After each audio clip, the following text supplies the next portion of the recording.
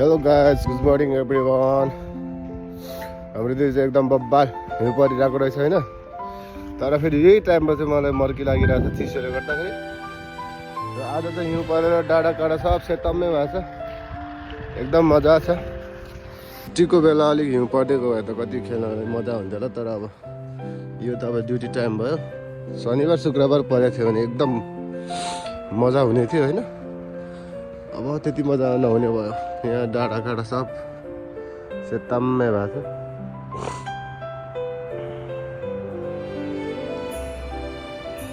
खेल्नु जानु कति राम्रो हुन्थ्यो नि, तर ड्युटी टाइममा पऱ्यो, खेल्न पाइए।